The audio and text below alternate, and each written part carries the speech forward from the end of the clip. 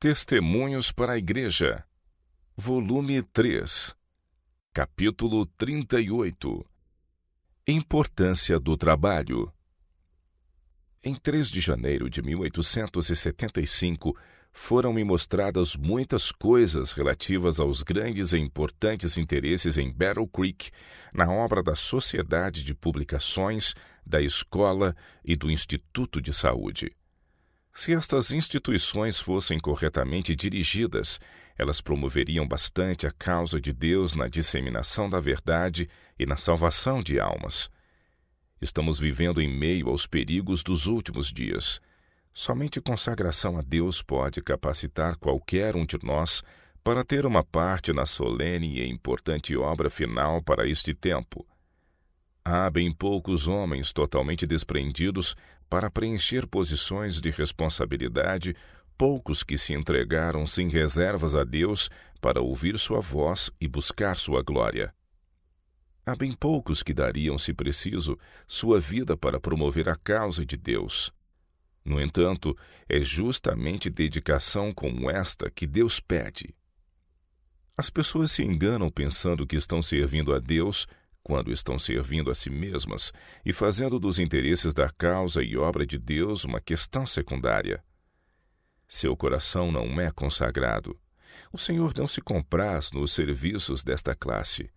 De tempos em tempos, à medida que a causa tem progredido, Ele tem na sua providência designado homens para preencher posições em Battle Creek. Estes homens poderiam ter assumido cargos importantes se tivessem se consagrado a Deus e devotado suas energias à sua obra. Tais homens escolhidos por Deus precisam exatamente da disciplina que a dedicação à sua obra lhes daria. Ele os honraria unindo-os a si mesmo e dando-lhes seu Espírito Santo para qualificá-los para as responsabilidades que foram chamados a desempenhar. Eles não podiam obter aquela amplitude de experiência e conhecimento da vontade divina, a menos que estivessem em posição de assumir obrigações e responsabilidades. Ninguém deve se enganar pensando que, ao ligar-se à obra de Deus em Battle Creek, terá menos cuidados, trabalho menos árduo e menos provações. Satanás está mais ativo onde mais se faz para promover a verdade e salvar almas. Ele compreende a natureza humana e não deixará estes homens sozinhos se há qualquer possibilidade deles se tornarem mais semelhantes a Cristo e obreiros mais úteis na causa de Deus. Satanás faz seus planos para forçar suas tentações sobre os homens a quem Deus indicou que aceitaria que participassem de sua obra. É a intenção de Satanás saber como melhor fazer guerra contra os propósitos de Deus e derrotá-los.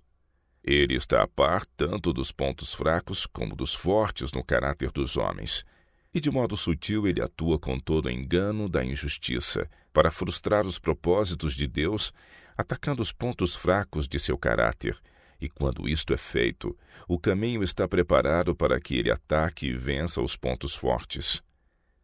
Ele obtém o controle da mente e cega o entendimento. Leva homens que estão confusos e derrotados por suas artimanhas a terem confiança em si mesmos e autossuficiência no exato momento em que estão mais fracos em força moral. Eles enganam a si mesmos e pensam que estão em boa condição espiritual. O inimigo lançará mão de tudo o que puder usar a seu favor para destruir almas. Testemunhos têm sido apresentados a favor de indivíduos que ocupam posições importantes. Eles começam bem a desempenhar responsabilidades e a fazer sua parte na obra de Deus.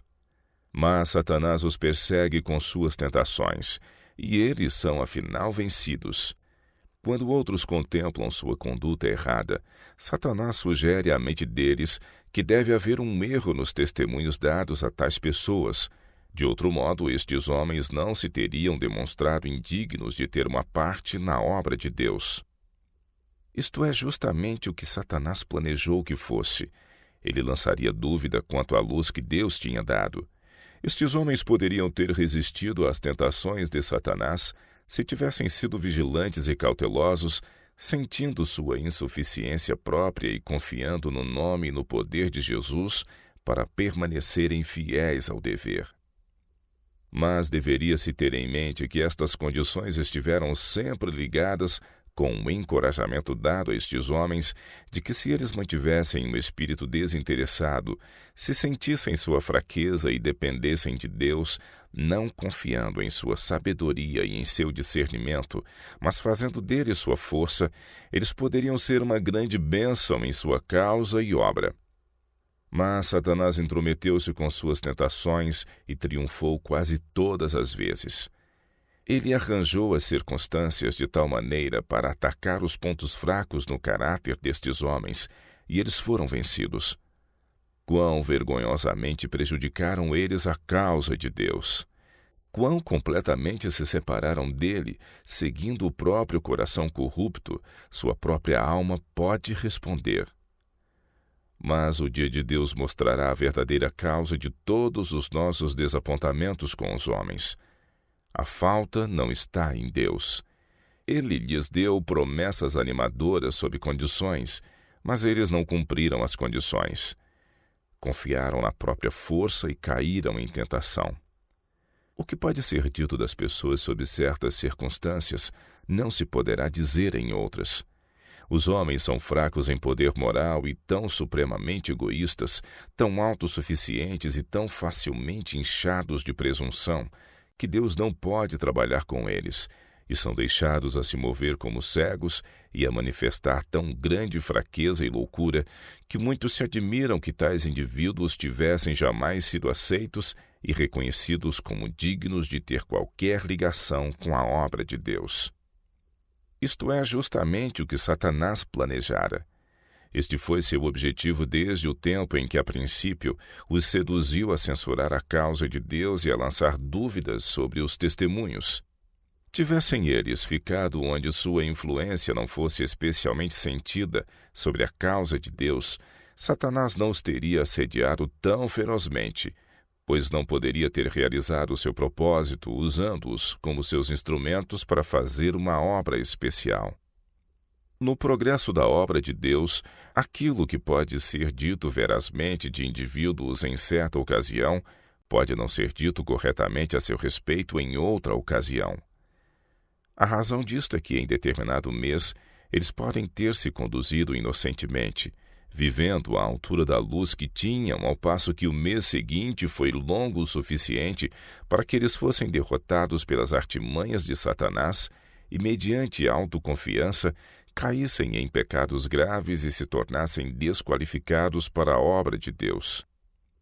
A mente humana está tão sujeita à mudança pelas tentações sutis de Satanás que não é a melhor coisa para meu marido ou eu mesma tomar a responsabilidade de expressar nossas opiniões sobre as qualificações de pessoas para preencher diferentes posições, porque ficamos responsáveis pela conduta que tais indivíduos sigam. Não obstante, se tivessem mantido a humildade e a firme confiança em Deus que possuíam quando foram recomendados para assumir responsabilidades, poderiam ter sido as pessoas adequadas para o lugar. Tais pessoas mudam, mas não percebem a mudança em si mesmas. Caem sob tentação, são desviadas de sua constância e cortam sua ligação com Deus. São então controladas pelo inimigo e fazem e dizem coisas que desonram a Deus e desacreditam sua causa. Então Satanás exulta em ver nossos irmãos e irmãs olhando para nós com dúvida, porque demos a estas pessoas encorajamento e influência.